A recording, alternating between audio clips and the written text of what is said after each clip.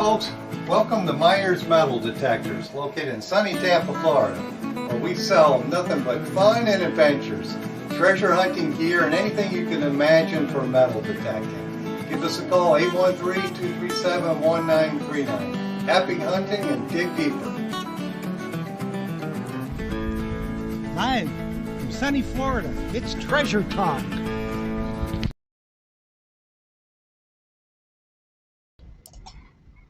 Hello, folks, on Facebook and YouTube. It looks like we're live again. We are indeed. Well, how about it? So let's go ahead and get started, Jeff, because we got an exciting guest tonight, and I'm going to get running on my paperwork here. Okay. And of course, today's show was brought to you by your friends at Myers Metal Detectors, where we sell fun and adventure. And the views, thoughts, and opinions expressed on Treasure Talk belong to the guest and the member only, and not necessarily to Phil Myers, Jocelyn Myers, Jeff Monin, or Myers Metal Detectors. And finally, the purpose of Treasure Talk is to promote the hobby of metal detecting and treasure hunting and to educate our members in a fun and informative manner. And tonight's show, we're going to educate the members on a lot of stuff. So I'll let you take it over, Jeff. Yes, indeedy. We certainly are. And welcome, everybody, to a rainy night up here in the Garden Spot, Madison, Florida. And from what I understand, up in the Northeast, where our guest is from, it's kind of storming up there, too. So this is one you've all been waiting for. This is going to be just a great, great show. Our guest is one of the premier detectorists in the world.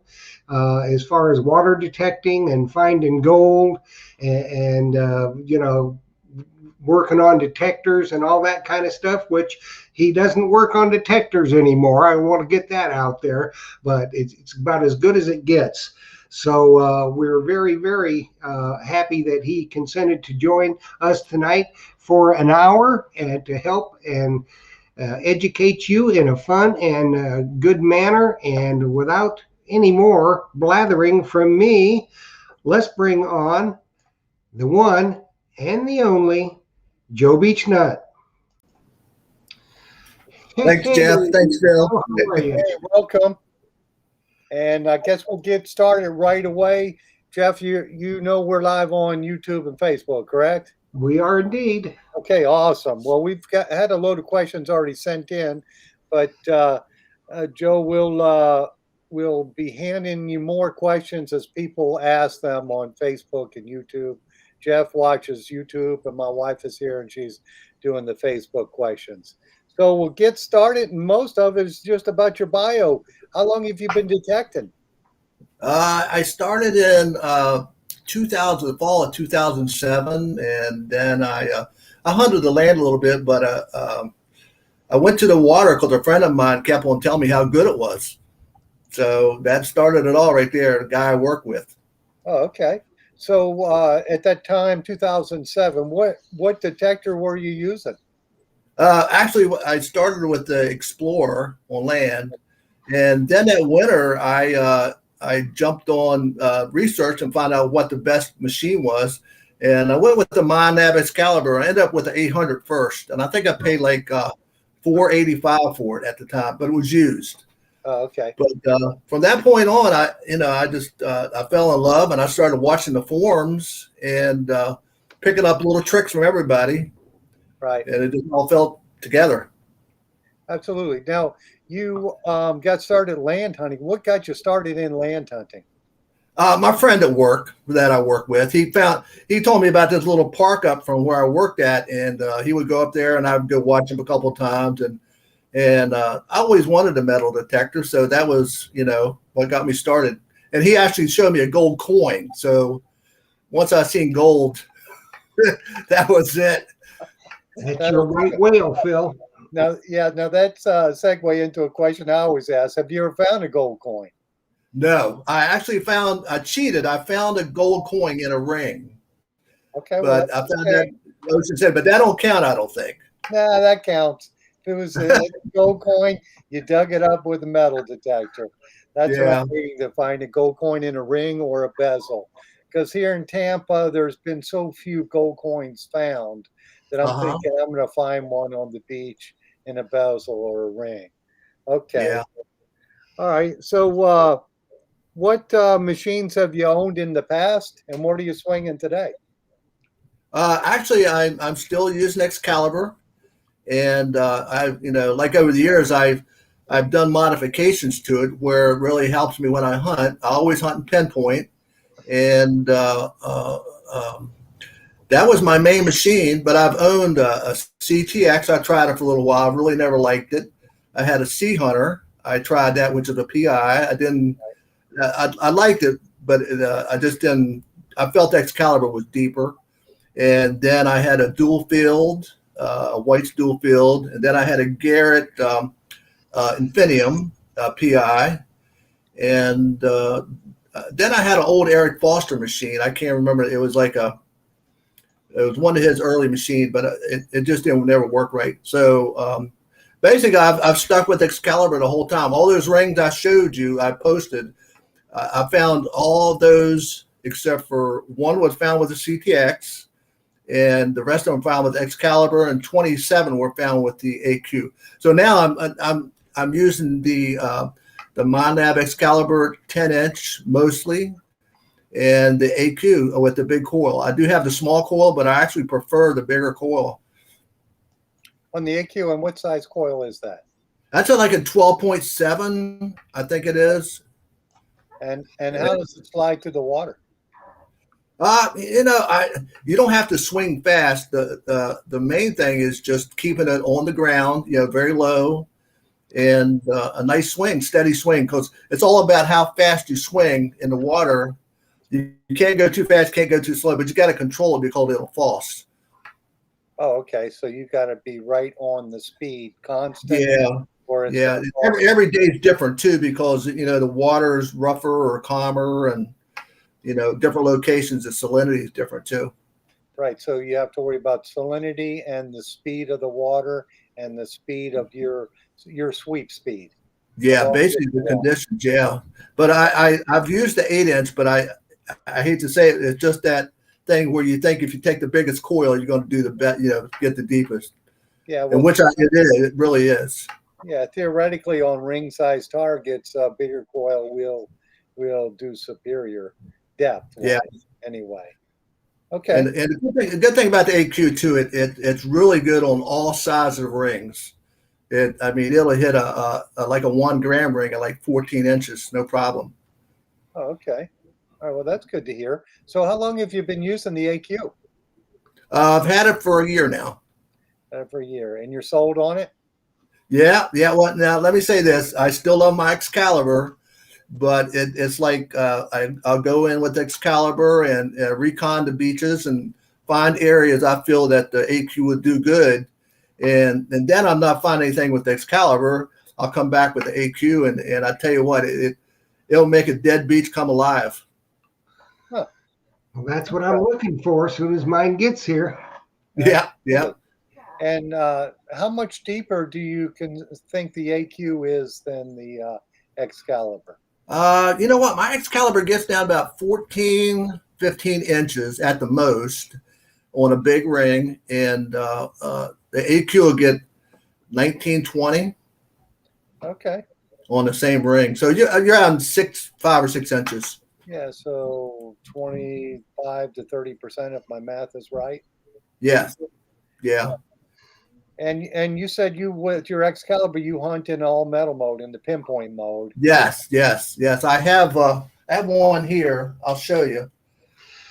I have it set up to where I have the discriminate button like there. So I hunt in all metal, and then when I check a target, I'll push that real quick, and it'll tell me if it's good or bad. Right.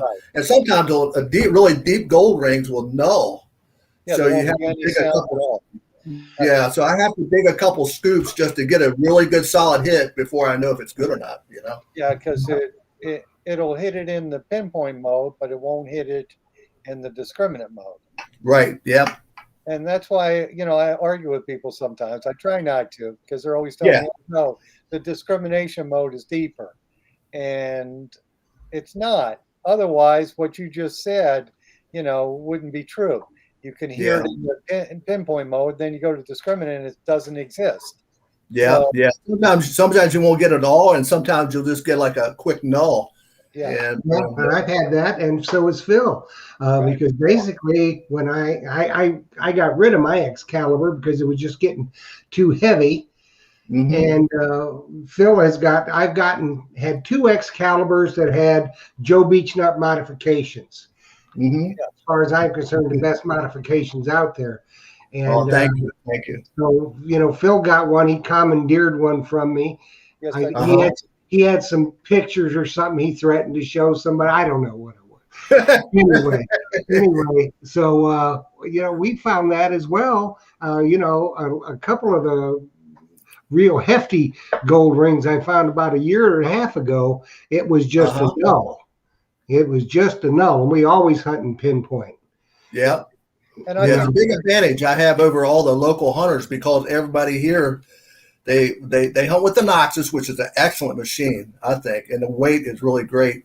But in the water, they'll most people here they swing fairly fast, and if it doesn't give them a good solid hit, they just pass it by. So that's my advantage here. Excalibur gets deeper, and then I bought the AQ, so I'm at a big advantage now. Yeah, and I've got one as soon as they get them ready, which I talked to Russ today, and it should be another week or so, and they'll be ready to go. And I'll be getting my Impulse AQ, yes. and then I'll be giving everybody else the mumbles. We had a couple questions on the Facebook page. The EQ is the Equinox, if we're talking about that, and the AQ is the Fisher Pulse, the new pulse detector that they're bringing out, and that Joe has been running it. Hey, you do want me to call you Joe, right? Yeah, Joe's good. Yeah, that's my name. Yeah, that's my middle name. Yes. Okay. All right. So the Fisher one we are going to have at the shop in July. So Oh, good. I guess the latest version with a different battery or the final. Yes. A lot of improvements. I tested it about the new version probably about 2 months ago, and I like the battery setup because they drop in the back, and it's so much easier, to. And the bad thing, they only last 5.5 hours, but you can bring extra batteries. And anybody that gets one, I would recommend going back to your truck, pulling out the old batteries and putting the new ones in, because you don't want no sand up in those O-rings where they put the battery on. Yeah, I always tell people that the same thing with the CTX. Don't change that battery at the beach. Yes, I agree. Wait till you get home or do it in your vehicle. Make sure it's nice and clean, because you don't want those to leak. Absolutely. Yeah. All righty. So let me keep going down my list of questions here. And Jeff, if you got something off of YouTube, just holler anytime. I sure will.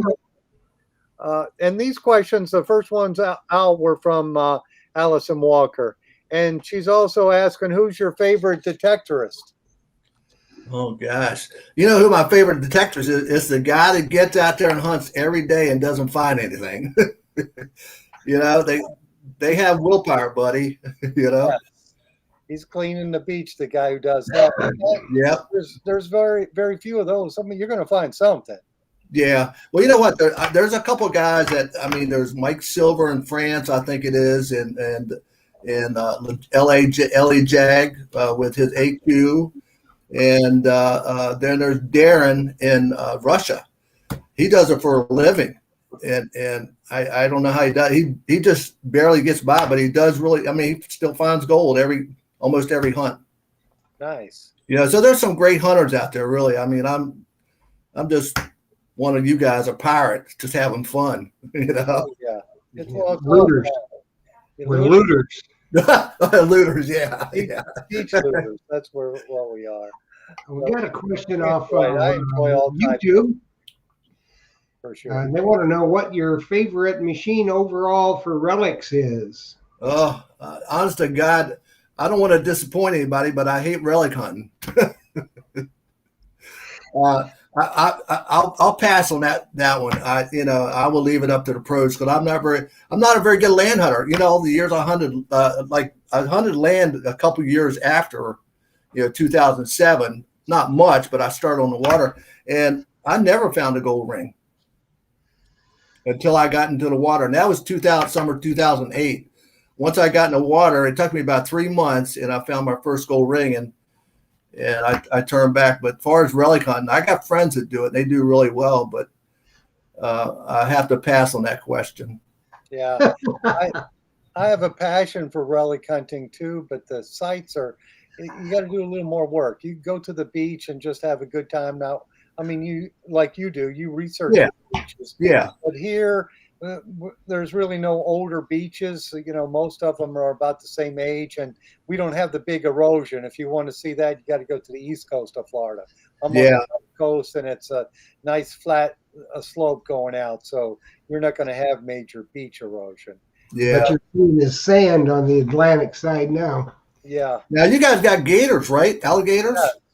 Oh my gosh. Yeah. Stay away from it. Well, I used to do a lot of freshwater hunting years ago. I guess I wasn't smart enough to figure it out. But some get close to me, and that just kind of turned me off, because you don't want to. They're afraid of you, but if some fool has fed them, Right. then they associate you with food. They get aggressive. Yes, they're gonna, or mating season. So Yeah. I have friends who do the river hunting, and they do fossil hunting in the rivers. I just sold a blue Nemo this past week to somebody who was fossil hunting in the Peace River. He wanted to go deeper. And I just saw in the news 2 weeks ago, somebody was fossil hunting in another river, and it looked like the alligator almost scalped him. They had to sew his hair back on, his scalp. So be careful out there, folks, you guys in the freshwater. But yeah, you have to worry about that here. You don't have to. I'm sure it wasn't the Seminole that got him, not the gator. Yeah, the Seminoles haven't signed a peace treaty with us, so it could have been the Seminoles. Yeah. All righty. So let me keep going down my list here. Oh, where do you hunt at the most? Actually, I hunt in Chesapeake Bay. Actually, I started in Ocean City hunting, and that's where my friend took me, and I started, and I did pretty good. But you know what? It's changed. They started replenishing the beach and everything, and it just killed unless it was a fresh drop, you know. And actually, I was going to move to Ocean City, and I never did. But I spent a couple years down there, and I only got each year only got like 25. I got 25 one year and 27 the next year gold rings, and so a friend of mine was hunting up here in the Bay, Mike, and I was watching him, and he was pulling all these real old gold rings. And I said, man. So I started researching the Bay and everything, and I said, I'm going to start hunting it because it's closer to home. I don't have a 2.5 hour drive. Right. So I started hunting the Bay, and I found out there was like 80 beaches in the Bay from the early 1900s to 1970. And there, just about any place you step in the Bay, you can find something. Yeah. So that's where I spend all my time, and most of my hunting chest deep. I play the tides a lot. I watch the tides really close, the winds, and I just pay really close attention to that stuff, and it really helps me out. And the main thing is gold can be in close to shore or it can be out far. You just have to get out and find where it's open. Right. So you watch the tides. What website do you use for that? I use it's a NOAA. I think it is. NOAA? Yeah. NOAA. Yeah. Yeah, I use in our area here. I'll use saltwatertides.com, and they've got a lot of the popular beaches listed. But I try to do the same thing, hunt by the low tides. If you get a negative tide, there's no water there. It's a whole lot easier to hunt. Oh my gosh! And you can get out so much farther. And what happened is, the beaches we had years ago, they extended out about 200 foot, 300 foot, and now they're washed away. And people that go hunt these old beaches, they'll go out about 100 foot or something, and really they're standing right where the beach used to be. So if you get way out beyond where it hadn't eroded, you can really get some good spots. Like I had one spot, I had a couple of years ago. I got 36 or 37 gold rings in 12 hunts. And it was the month of July, and it was like I tucked my friend Mark, who we just talked about. I tucked him in there, and I what I did, I put him on a spot, and then I just took off and started looking around and searching deep. I was about 700 foot out, and I found a silver coin. And next thing I know, I said I got to go back here next low tide. So I watched the tides again, and I started getting 6 and 7 gold rings a hunt. And how about silver coins in that spot? You know what? This beach is funny. Most of my old beaches, I found silver coins. That's like a good indicator that there's deep old gold in there somewhere, because usually they travel together. And this one beach where I got the 36, 37 gold rings, I couldn't find silver coins. I could never figure it out. So I started researching, and I found out they had a bathhouse. And so they had to take their clothes off and wear the beach uniforms. So in that transition, they left out their coins in the lockers. Yeah. So, but I was a couple years ago, probably in 2015 and 16, I averaged about 300 silver coins a year. But that dropped a lot since I found this one beach that I do pretty good at. Yeah. We got a question from YouTube from Ferris Grump.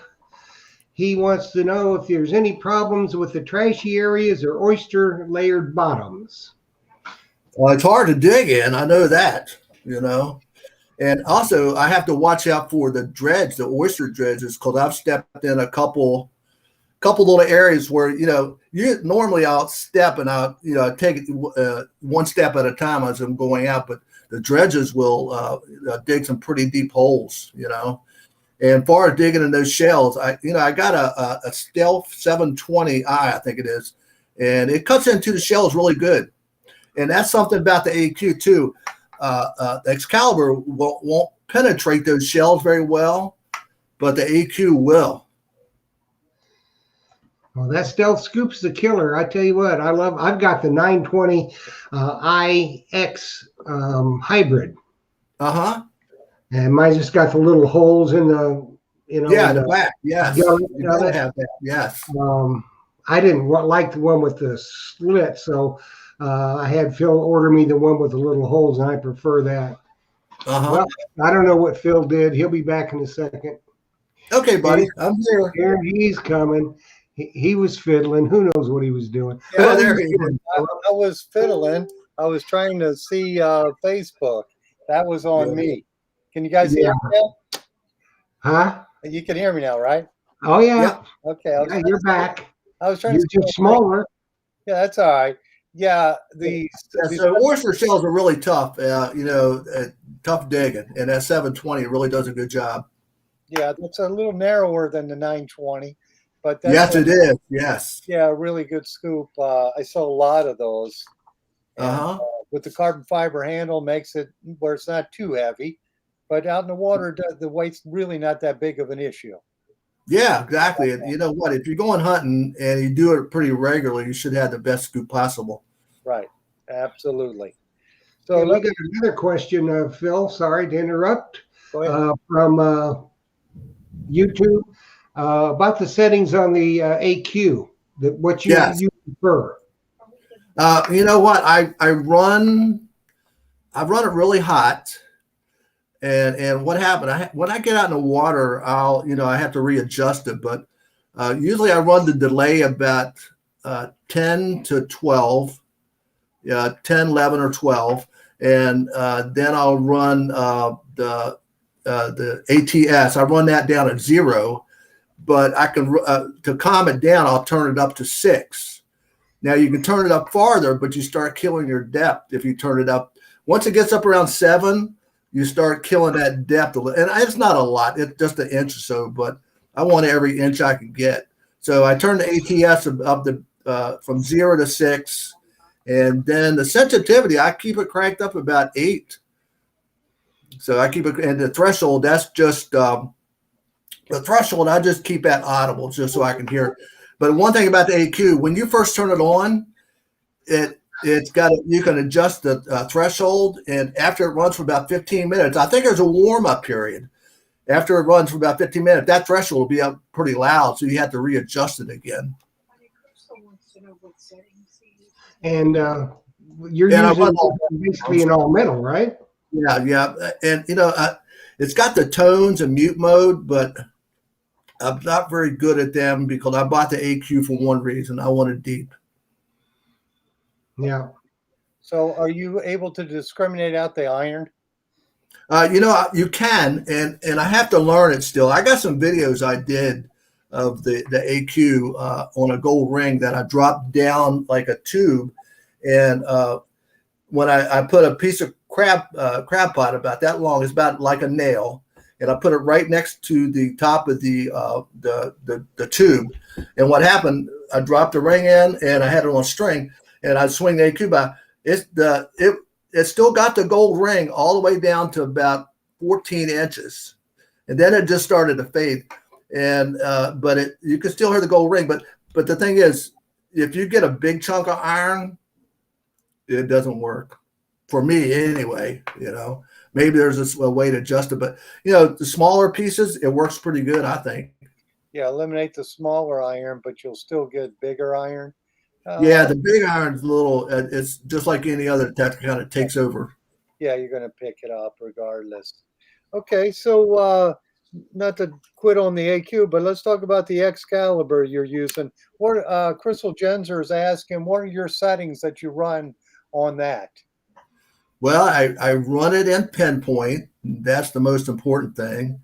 I run the threshold just audible, and I run the volume full, and then the sensitivity. I run it anywhere from 6 to 9.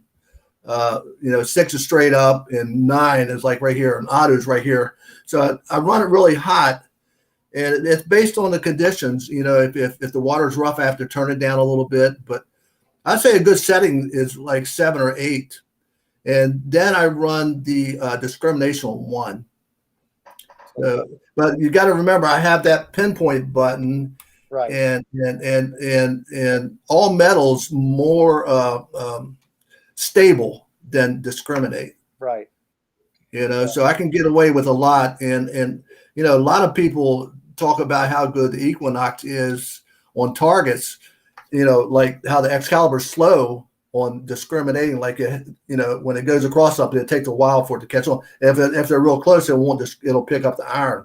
But with the pinpoint, you can hear both targets, and I can take and single out this target, push the button real quick, and tell me what that is. I'll go back to this one, and I'll pinpoint that one, and I can push the button real quick and tell what that is. So I hear every target that's under the coil. Yep. All right. Well, I've got some questions here. One from Rick Tumbleson's asking, what kind of bottoms, I guess, in the bay in Maryland? Rocky, muddy, sandy? I think you've already talked about the oyster shells, but yeah, mostly it's sandy until you get down. What I look for is like clay, and then I look for oyster shells. Oyster shells are a good sign if it's mixed with sand. And basically, it's sand, oyster shells, and sand, then clay. And my favorite is when I get into the areas where I'm digging oyster shells and sand. When I get in that area, it seems like I dig the best stuff. Okay. And Crystal also said she loves her stealth scoop. So thank you, Crystal. Well, yeah, good taste. Yeah, that's a really good scoop. And then let's see here. Allison Walker wants to hear more about your Aqua Pulse testing. Honestly, all I can say is I really love the machine, but it will not replace the Excalibur. It's just another tool in the arsenal then. Yeah, it's like a 50-50 thing. I take the Excalibur in and I recon the beach, and I don't think you could go with just using the AQ. I mean, it's a great machine, but it's not perfect, So the AQ, I mean, it's just a good all-around machine, but I wouldn't recommend it for everybody. Okay. Just Yeah, I mean, serious it's very, for that. very deep. That's the main thing. Yeah. Tom Becker said, "What's the best way to keep track of your shovel and not lose it into deeper water?" Actually, I have a pouch around that loops are down through here, and I have a rope tied to the back of it with a brass clip, and I have a brass clip on my a rope and a brass clip on my scoop that I could attach, and it just I could just walk along. It drags behind me in the water. So I didn't bring that upstairs. I wish I would have now, but basically it's a rope tied to my handle, and I got it stuck in the middle with a knot on it so it don't come out. And the rope comes out, and then I got a brass fitting on the end of my the rope, so I can attach it to myself. And the same thing, I use a sifter also, and the sifter attaches to my loop for my pouch. And that sifter you're using, it just floats along beside you. Yes, yes, it has pool noodles around it, real big ones, and then I have like a bread tray in the middle with a fine mesh, like a plastic mesh, and it's no metal at all. So what I do, I'll scoop and throw my stuff up in the sifter, and I can run the coil across it and find the target if it's in there. Yeah, I guess that'd be a time saver for sure. Yeah, yeah, it really helps a lot. Every once in a while, if I get into oyster shells, you look in the scoop, you can't see it. You can't see what you found, or if you got the target even. Right. So the only thing you have to go on is recheck the target on the ground, and I've dug targets and they fell out of my scoop and off to the side and everything. Mm-hmm. How about you, Jeff? You got some questions up there? No, nothing that hadn't already been asked and answered. All right. Well, I'm just going to keep going. Did you have one, Joss? Okay. Well, I've got this one here. Now, you talked about your Excalibur modification with your pinpoint mod, and that allows you to hunt in all metal. And for the guys who don't know, you hunt in all metal, and he's got a trigger switch on his handle that changes to discriminate mode. Do you have other modifications you've done to your Excalibur? Yeah, little things here and there. I got a battery that I make for the Excalibur. It's lithium ion. It's it runs for about 55 hours. Jeez. And I just started making these. So, because I was making batteries for the AQ too. I made batteries for the AQ. Here's the long battery I made for the AQ. Now, the stock battery on AQ runs about 3.5 hours with the limited version. Yeah, this one runs 11 hours. Okay. So, I made batteries for the Excalibur, and I got the pinpoint modification. I make my own headphones, and I do a couple adjustments to the board if I need to adjust the audio. Because on the third board on the Excalibur, there's some like little adjustments that you can adjust audio, but you really have to go slow, and I wouldn't recommend it for anybody to do it unless you've done it before. Yeah. But I messed up one board doing it. Okay. That's about it. I'll tell you, the most important thing about the Excalibur is hunt and pinpoint and listen for the very faint targets if you're on an old beach. When you find shells, all that kind of stuff, or sand and shells or clay or something like that, just go really slow and listen for the faint targets. And honestly, I've found gold just out in the middle of nowhere in the sand. Okay. All right. And I notice also you've got yours on a straight shaft too. Yes. Yeah, that's a pretty much a must for an Excalibur too, is to have it on a different shaft, because you can only last maybe half hour to an hour with that factory shaft. It's just at your wrist. It's brutal. Let's see here. William Moore is asking, do you prefer all metal or iron reject when you're using the AQ? All metal. The iron reject, I'm still not that good at it. There's a couple guys that have the AQ, Thomas in Virginia Beach, and my friend Mike. They're really good at the tones mode, and they've done really good finding gold in that. But I'm still learning those modes, so I'm not really good at them. But all metal, I think. And the good thing about the AQ, I mean, when you swing it over a deep target, sometimes it'll give you just a one-way hit. You know, on the really faint targets. I mean, I swear I've dug. I was out hunting with a guy, and he had a Knox, and we were. I had walked down this one area of the beach. There was no targets at all. I mean, we were in the water, and I dug a gold ring, and I swear I told him it was 25 scoops deep, you know, but it was probably 6 or 7, and I would bet it was down about 18 or 19 inches, and it was like a 7-gram gold ring, and so I would say, I mean, all metals for me. Now, when you're using that and you dig out a scoop, have you ever had the target? Does it do like the Equinox? It'll disappear.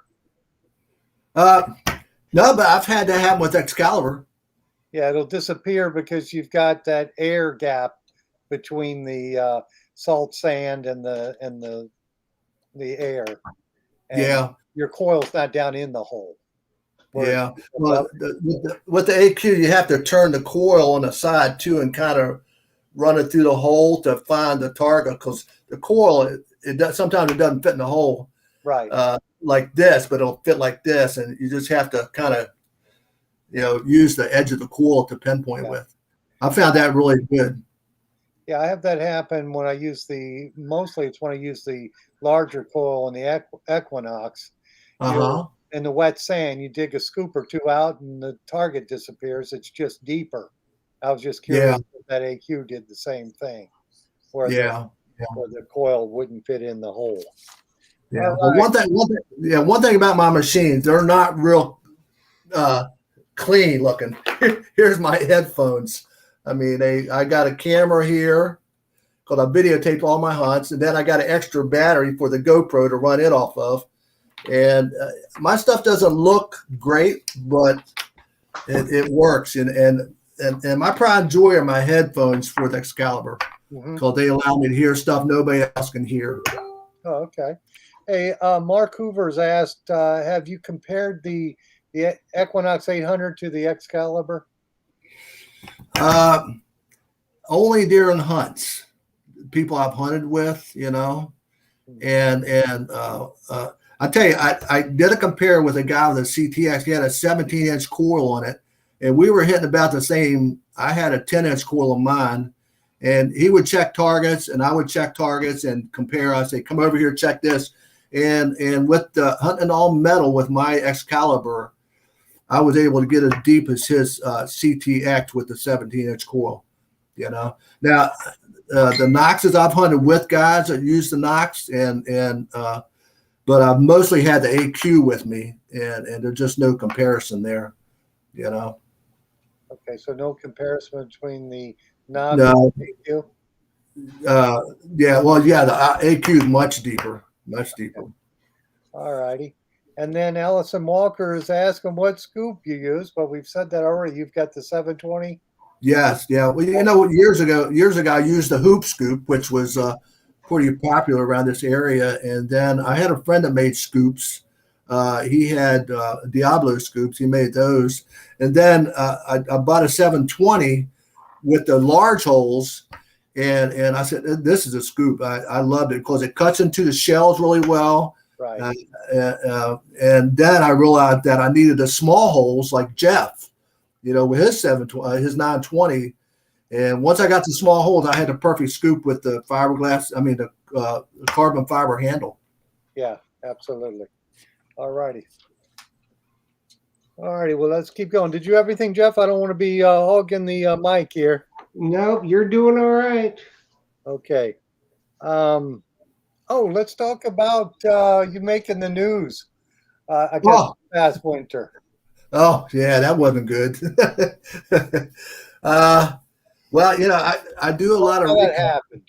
Well, what happened? Let me tell you the conditions.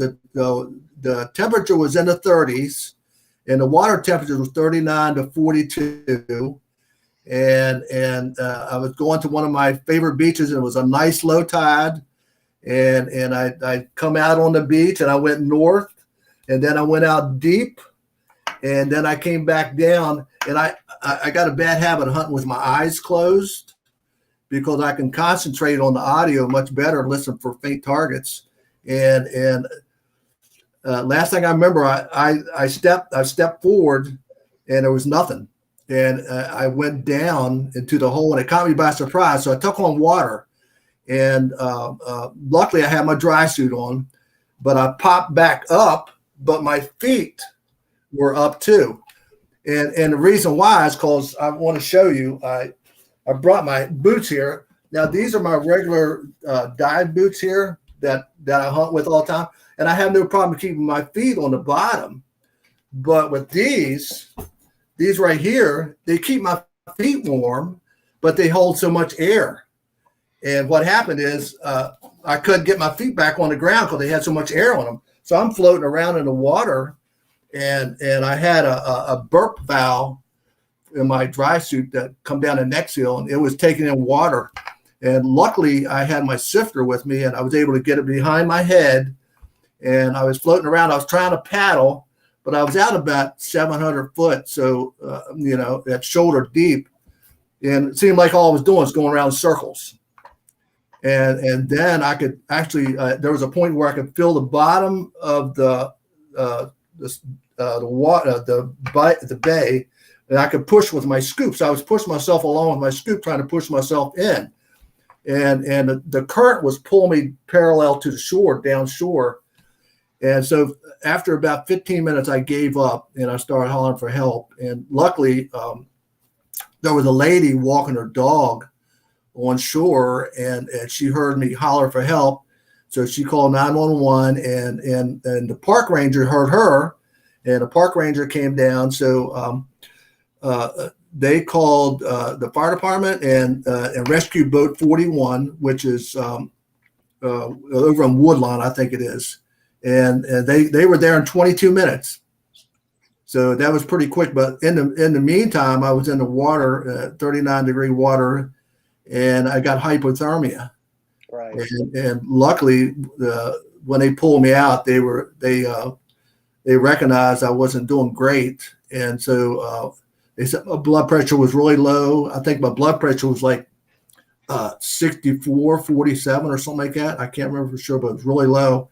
And so they medevaced me to Baltimore to shock trauma, and they had me in there 3 days, and they took good care of me, and I'm ready to go back out now. But I got some family issues I'm taking care of, taking care of my mom. So I haven't had a chance to get out, but I've had a chance to recuperate, and I'm just blessed to be alive.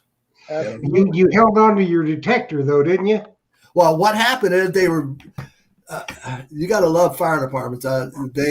They took all my stuff and put it in the boat, and they brought it to me. The day later, they brought it up and dropped it off. I was still in the hospital, but they dropped everything off. Jeez. So that was really nice. And plus, I have all my stuff. I have my dry suit on, and they cut me out of my dry suit, and everything's hooked to my dry suit, like the scoop and my sifter and my detectors hooked to the dry suit. So, they had to, when they pulled me out, they had to pull everything else out too. Right. No, we just Thank God they got you out. I know. I was really blessed, buddy. You Yeah. know. So, is there anything you do any different? Well, actually, you know what I bought? I bought I forget what it's called, an ATX or something like that. It's like a little yellow emergency thing, and you pop up the antenna and push the button, and it alerts the Coast Guard and everything. Oh, okay. Yeah, they have them on boats. Yes, they use them on boats and everything. You know. And I bought a life jacket, one of those inflatable, a manual inflate where you pull the string. Years ago I used to wear one because I was always concerned about stepping out, and I have stepped off in some holes before, but this one I just wasn't ready for. It caught me by surprise. So, you just have to be careful, especially in the wintertime. Absolutely. Yeah. But the bad thing is the wintertime, you got the best tides, and it's the best hunting. Yeah. Yeah, we have the best. Yeah, you got the best negative tide where the water goes way out. Yeah. I'm not putting on a wetsuit. I tried it this past year. Jeff knows, and my wetsuit doesn't fit me like it used to. I Who's, see who's nothing. I'm Sergeant Schultz. I see nothing. I know nothing. I think I'm blaming it on COVID, but I'm blaming it on key lime pie. Also, we had a young man from Crete, Greece, wants to say hello. well, that's way Hello back. yeah, way over there. So Rick Tumbleson's asked me on Facebook about your competition in detecting where you're at. Is it heavy? Yeah. I've got. There's probably with the introduction of the Knox, I think everybody here sold their CZ21s and bought Knoxes, and I swear it's increased. The amount of hunters has doubled.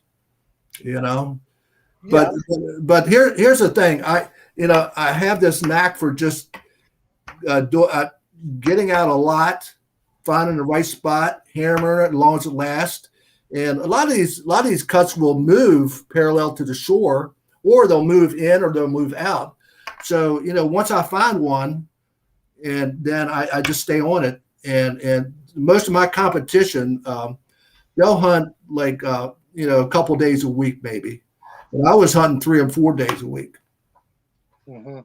So I was very alert to what's going on. So I think that's my big advantage. But as far as competition, I probably got we probably in the Bay here. We probably got on a given weekend I can see 15 hunters at Sandy Point. At Ocean City, it's like you just bump into them.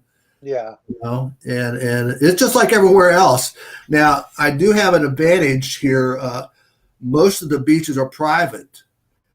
So you either have to have permission to cross somebody's property, or you can go in by boat, which I have a boat and a jet ski. I can go in by either, Okay. So that's given me a big advantage over my competition, even though I have ran into a few of them out there. In fact, I had one guy was out hunting this one beach, and I was finding 3 and 4 gold rings at this spot, and I posted them, and I was there one day and I was hunting. And I walked in towards shore, and then I walked out towards shore, and I looked up, and he's right there in his boat watching me. He said, "You find anything?" I said, "Yeah." So he was in there the next day. Oh, geez. So Yeah. I get a lot of people to watch me. Yeah. So Rodney Scott just said there was 12 people hunting Sandy Point this morning. Wow. And I bet you 99% had Noctis, Yeah. Thank you, God. The equinox, and I don't think it's necessarily the equinox, but the hobby has just gotten more popular. Yes, It really has. And whether And that has something to do the price of the Knox too is so good. It's very tempting for anybody to buy one. right. And they can even use the 600 and do for beach hunting, probably almost as good as the 800, if not exactly the same. I would say yes. How much is the 600? About The 600 is $649. That's a good deal. That's a good deal. And they they get the free wireless headphones this month or for another month or so this summer for a summer special. But they can do real good with that one, and not. I mean, it won't be as deep theoretically if they slow their recovery speed down. The 800 could be a little deeper. Right. Beach mode, they're pretty similar. Yeah. But I don't think it's just the equinox. I think the hobby has just gotten more popular. Yes, it has. Yep. And maybe it's all people had time on their hands. They weren't working. They wanted something to do, get some exercise by themselves. You can do that with COVID. So yeah, there's a lot of women doing it now too with the introduction of Knox because it's so light. Yes, absolutely. It's a light detector, and if you need it even lighter, you could put a small coil on. Yeah. Well, recently I come across a really good deal. I had a friend that messaged me in Ocean City. He said, I got 3 Excaliburs. If you want them, they're in rough shape. You can come down and get them. So I came, my friend Jeff at Ocean City, I went down and got them, and they're all 3 are, I was able to part them out and pull some really good parts. I said, Jeff, why are you doing this? They bought Knoxes, both him and his wife. Yeah. So just passing up that. I still keep my Excalibur. I especially like it if the water's a little rough. Mm-hmm. it's a little heavier, just easier to keep it on the bottom. Yeah, yeah. I still like mine. Of course, it's got your modification on it. It's a sale right there, buddy. Yeah, we've already talked about it. You do have a lot of competition in your area. Rick was asking about that. So I Yeah. think it's competition everywhere. Yeah. Yeah, it's probably like Florida. Oh no, I don't know if it's like Florida because up here at Sandy Point where Rodney had called about, they have to come in at 6 o'clock in the morning and they have to leave at 9. So that's a very small window that you can hunt it, and but and the traffic's so bad on the weekend. I don't know if I want to get in there and hunt it or not, but a lot of people still do, Yeah, I noticed that when I was on the beach a couple weeks ago, I normally hunt on the weekdays, and it's not many people in the water. It's just not. It's just, you know, it's just empty, and I like it that way. But Yeah. lately, it's people everywhere. Well, I've heard Florida has guys hunting in the middle of the night and in the Oh yeah, morning. yeah. I don't do that, but I have friends who'll do it. They'll be in the water at nighttime. Yeah, not I'm me. not doing that. That's the hors d'oeuvre hour. I'm not going to Yeah, get myself yeah, diving in the water at night. Yeah, not me. I'm going buddy. to tell you, I'm too fat, and they would like to munch on me. Yeah, I'm not doing that. I'm not hunting at nighttime. Yeah. Well, yeah, the whole idea is to have fun. Yes, it is. To get out there, have fun, get some exercise, and find some Yeah. treasure. That's the thing. So I'm not doing it at nighttime. Now I would do a nighttime low tide hunt where the water's way out. Yeah. I Yeah. would consider that absolutely. Yeah. All righty. So let me keep going down my list here. And you already told us what went wrong with your wetsuit or dry suit, rather. Yeah. Yeah. Okay. Have you ever lost your patience in a beach and just quit and after a while not finding any targets? No, I've gotten so tired I fell over though. Yeah.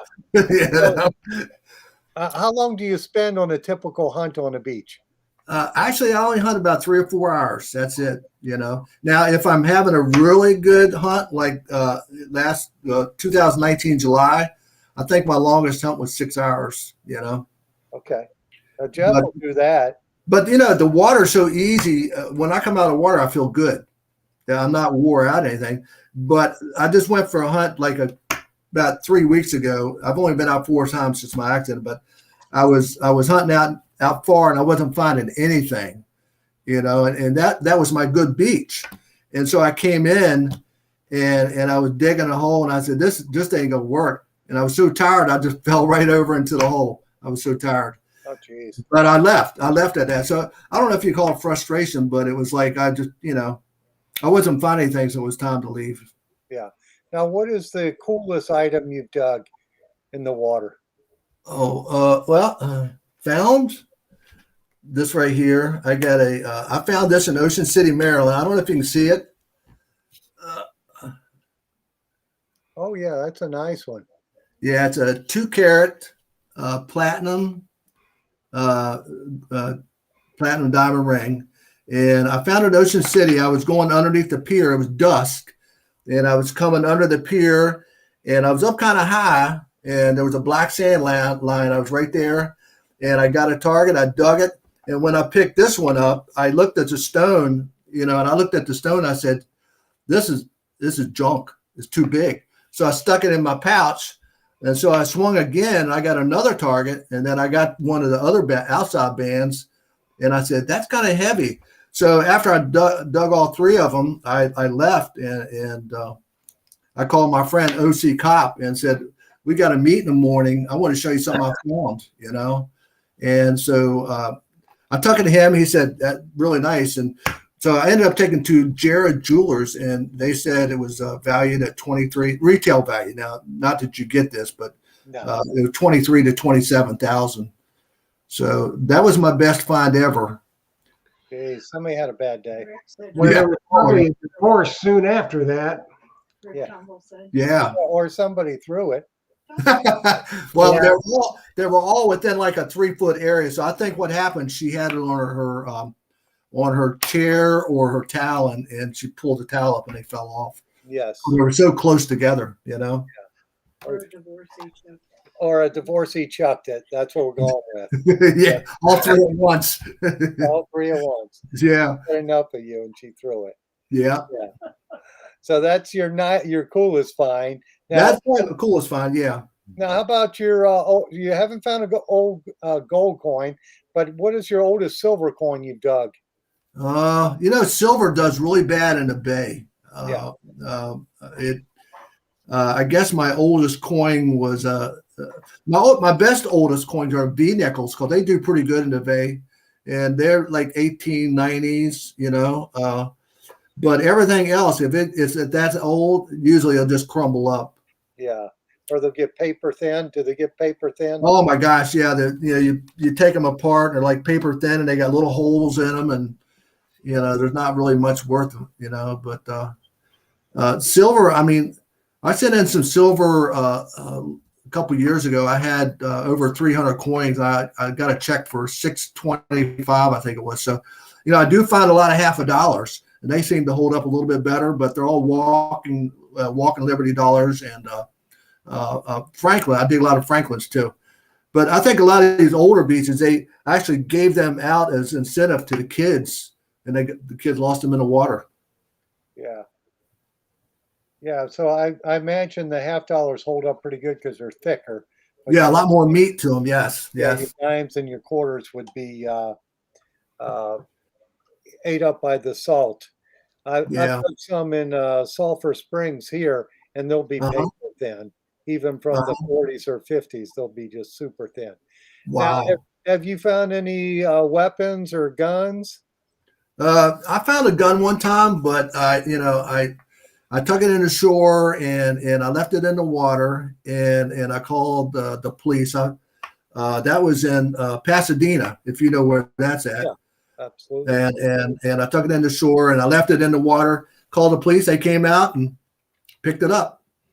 Yeah. It was just a pistol. But what happened is this beach was pretty easy to access, and I guess somebody just ditched it, took it out and threw it. It was about probably 100 foot out. Yeah, I think that happens a lot. People will chuck them in rivers or at the beach and get rid of them that way. Yeah, nothing special. I mean, nothing like Revolutionary War stuff or anything like that. Okay. All right. So no, you found musket balls or any artifacts like that in the water? No, not many. I found some mini balls, but nothing. Maybe I've probably been hunting the bay since 2013, 14. Just a few times I hunted. I think maybe in 7 years I found just maybe 2 or 3 mini balls. Okay. Basically where I hunt, I try to focus on the beaches that had the most traffic. And stay away from fishing beaches. I just try to keep it mainly, where it was a beach and that was it. Yeah. Not digging all the fishing weights and fishing hooks from fishing beaches. Yeah, that happens. Okay. We saw your best find. So what was your most unusual find? Oh shoot. Really, honest to God, all I dig is gold rings and silver and lead. That's it. I don't dig anything interesting, Unusual, nothing crazy. No, no, nothing unusual. Now, do you use a service for finding the old beaches in your area? Are you researching like at a library? Actually, I've like I said, when I was working, I started researching. But I didn't have time to hunt, and most of everything come from the internet. Now I have gathered some information from old timers, some of the old hunters that used to hunt the bay, and I just met one a couple of years ago. He hunted it. He's 77 years old, and he hunted the bay, and he was telling me some stories about different places and stuff I never knew. So I still have to investigate those, but. There's so many beaches here that were in a day from late 1800s to 1960 and 1970. Like I say, you could jump in any spot, but the internet's been my biggest help. Research tool. Okay. Oh, and what I do, I'll find an area like on a Facebook page. Like I belong to like Rivera Beach Facebook page, and it's amazing how many people post pictures of the old beaches when they, some of the old timers or hand-me-down pictures, they post those. So I found the Facebook thing, joining the Facebook page of that community can really help you out. Yeah, that's a good point. Absolutely. All right, Jeff, it looks like we're getting to that magic time, aren't we? We are there. We are there. All right, well, let me be the first. We're going to have to cut it off now because we only do an hour, but let me be the first to thank you, Joe, for coming on here and sharing your wisdom with our many members. I think on Facebook we got a couple thousand or more, 2,200, and then a bunch on YouTube also. So thank you, Joe, and thank you, Jeff, and also thank you, Jocelyn, for handing me the questions. Absolutely. Yes, thank everybody for watching tonight. Yeah, we were very, very pleased that you chose to visit with us tonight. Everybody, I think, really enjoyed the show. Your wisdom is unsurpassed. I will be calling you about a battery probably, and I just lost my train of thought. Oh, next week. Oh, see what happens when you get old, people? I know that. It's going to be Casey from Excalibur Shovels. So if you haven't entered for the giveaway, get entered on both YouTube and on Facebook. And with that being said, we're going to be out of here. Joe, thanks, man. We appreciate you. Thank you. And everybody, be safe. Good luck. All right. Find some thank you, everybody. And remember, happy hunting and dig deeper. Absolutely. We'll see you guys. See y'all.